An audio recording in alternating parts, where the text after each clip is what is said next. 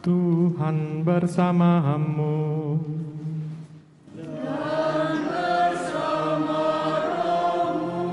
Inilah Injil suci menurut Santo Lukas.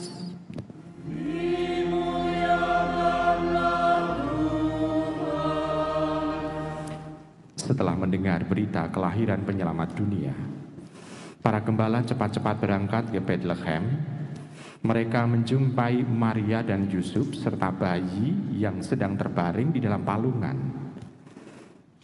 Ketika melihat bayi itu, para gembala memberitahukan apa yang telah dikatakan kepada mereka tentang anak itu.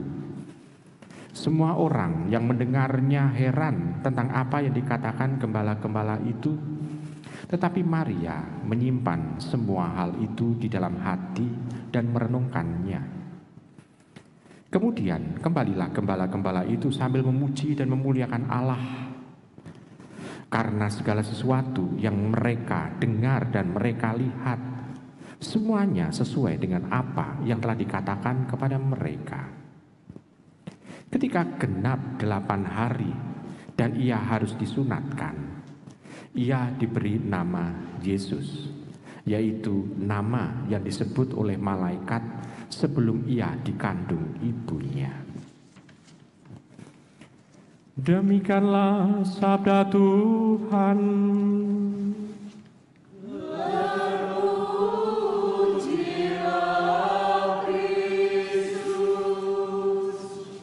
Ibu, Bapak, saudari-saudari terkasih dalam Tuhan. Tanggal 1 Januari itu hari keberapa setelah kelahiran Tuhan? Tanggal 25, 26, 27, 28, 29, 30, 31, tanggal 1 Januari, hari ke-8. Berarti hari ini sebetulnya adalah peringatan Tuhan Yesus disunat.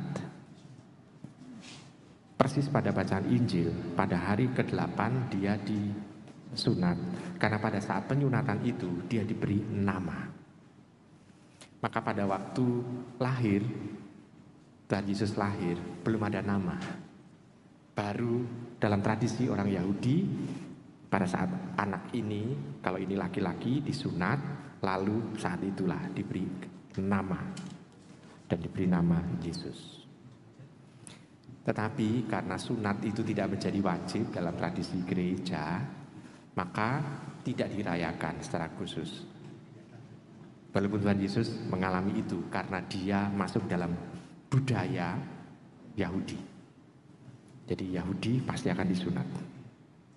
Lalu kalau orang sudah disunat dalam tradisi Yahudi, orang itu punya wajib makan makanan yang kosher.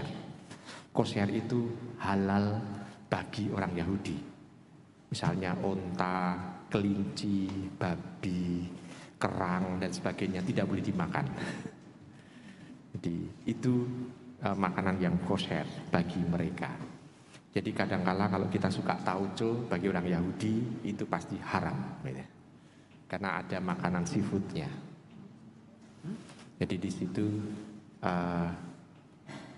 memang seperti itu. Baik, itu yang terjadi. Maka karena tidak wajib, maka gereja mengadakan hari raya yang lain, yaitu hari raya Maria Theotokos. Theotokos dari kata Theo, Tuhan. Di situ sebetulnya Maria yang melahirkan yang ilahi, yang kita juga menyebut Allah, yaitu Allah Putra, Sang Sabda yang menjadi daging. Dan di situ kita bisa melihat bukan pertama-tama menghormati Ibu Maria, bukan. Walaupun kita bisa merasa kok Ibu Maria tanggal 1 sudah dihormati sebagai bunda dari yang ilahi. Bukan itu. Yang pertama sebetulnya yang mau diungkapkan adalah pewahyuan mengenai Tuhan yang menjadi manusia itu sudah ada sejak kelahirannya.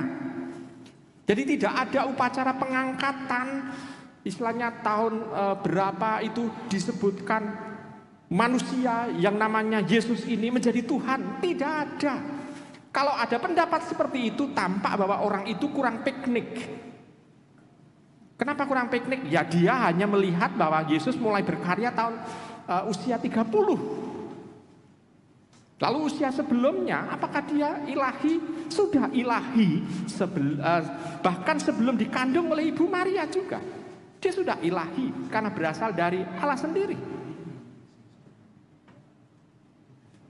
Jadi dia ilahi tidak hanya pada saat dikandung Ibu Maria, saat dia dilahirkan. Bahkan sebelum dikandung pun dia sudah ilahi. Karena dia adalah Sang Kalimatullah, firman Allah. Maka di sana tidak pertama-tama itu mau menghormati Ibu Maria, tetapi mau mengungkapkan siapa yang dilahirkan itu. Dia adalah yang ilahi. Maka kita bisa melihat kalau yang ilahi di situ lahir menjadi manusia, maka ada yang namanya perdamaian antara yang ilahi dengan kita yang fana ini. Ada damai. Maka pada tanggal 1 Januari gereja juga merayakan hari perdamaian sedunia. Karena ada pendamaian. Kendati manusia itu penuh dengan dosa, kendati manusia itu tidak mempunyai kemampuan untuk bisa mendekati Allah, tetapi yang ilahi itu sudi lahir menjadi manusia, maka manusia bisa menjadi dekat dengan yang ilahi itu. Maka yang ilahi tidak sebagai yang jauh, tetapi yang selalu ada di dekat kita. Maka yang disebut Immanuel itu memang sungguh-sungguh lahir melalui rahim Maria. Maka kita bisa mengalami damai. Nah, kalau damai dengan Allah, kita bisa merasakan perdamaian dengan Allah. Maka juga sebetulnya mau mengingatkan kepada kita supaya kita damai dengan alam. Alam, kenapa? Karena alam tempat kita berpijak ini adalah dinamis. Dinamis itu artinya tidak statis. Ya seperti itu saja, tidak, tetapi dinamis. Ada dinamika alam itu sendiri. Semesta alam mempunyai dinamikanya. Dan kita harus mampu membaca. Kalau kita bisa berdamai dengan semesta alam, dengan alam, maka kita bisa membaca tanda-tanda alam. Sehingga kita bisa merasakan dan mengalami kebaikan. Nah, ibu, bapak, saudara-saudari yang terkasih. Nah, kebetulan, dan ini sangat kebetulan sekali, tahun baru kita, justru kita mendapatkan situasi di mana tidak menyenangkan bagi diri kita semuanya. Banjir ada.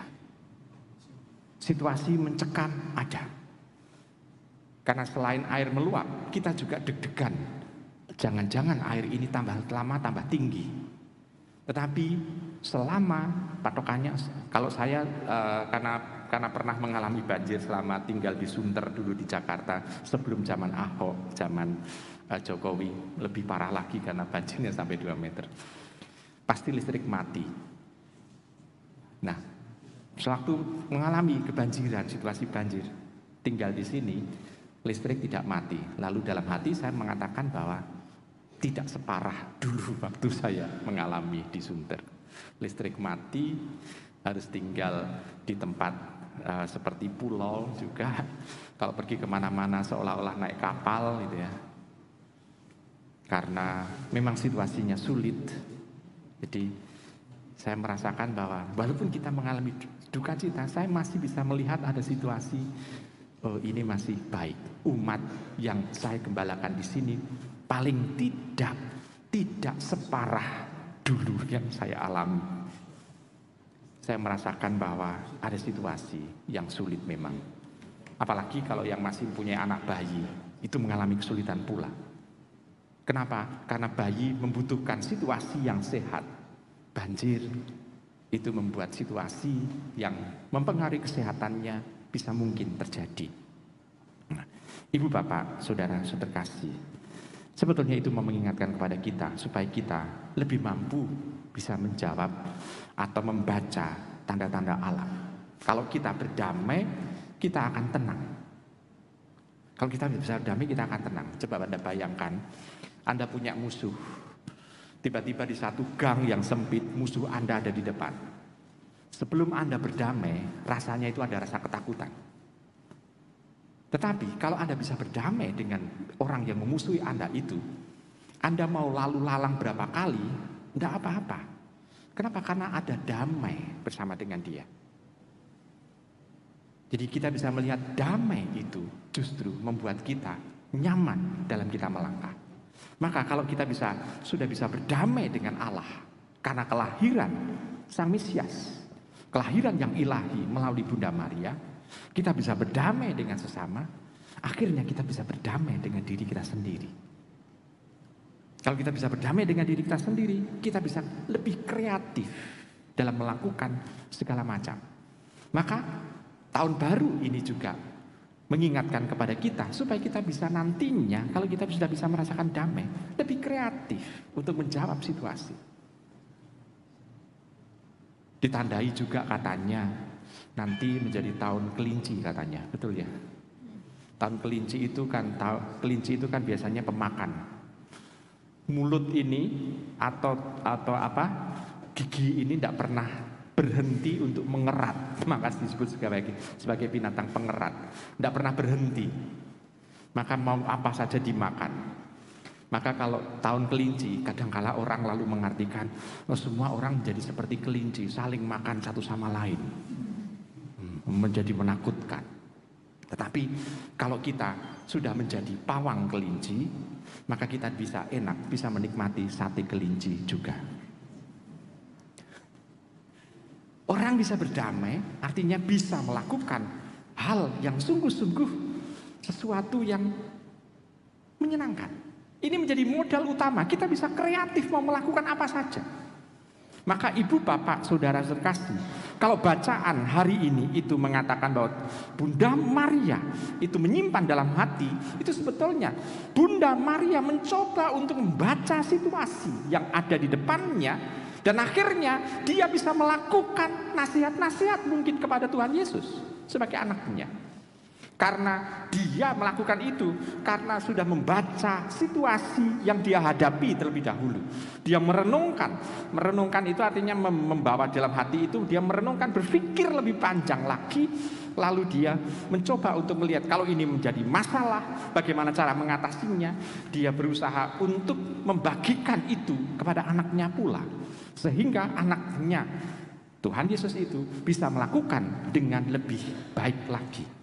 Nah, ibu, bapak, saudara terkasih, sebetulnya Tuhan pun sebetulnya sudah mau mendekati kita, memberikan yang terbaik, membisikkan sesuatu untuk supaya kita lakukan dengan kreativitas yang kita punya, supaya dalam kehidupan kita tetap mau melakukan itu tidak sesuai dengan pikiran kita, seenak perut kita, tetapi kita mau melakukan karena selaras dengan kehendak Allah. Maka marilah kita pada tahun baru ini mencoba untuk senantiasa mau mendekatkan diri kita dengan Tuhan, supaya apa yang kita lakukan ini menjadi situasi yang lebih baik lagi. Apalagi ibu, bapak, saudara-saudari yang terkasih, kalau tahun 2002 kita masih mempunyai dua pendoa andalan kita, yaitu dua paus, yang satu Paus Emeritus Benediktus ke-16 dan Paus Fransiskus. Tahun 2003 kita hanya mempunyai pendoa andalan kita satu, yaitu Paus Fransiskus, karena Paus Emeritus Benediktus ke-16 juga wafat, menandai seolah-olah pergantian tahun kita. Kita juga ikut bersedih, berduka, tetapi kita juga bisa merasakan kebahagiaan, kegembiraan yang dialami oleh Paus Benediktus ke-16 itu, karena dia bersatu dengan Allah di tahun yang baru ini. Maka marilah kita hening sejenak.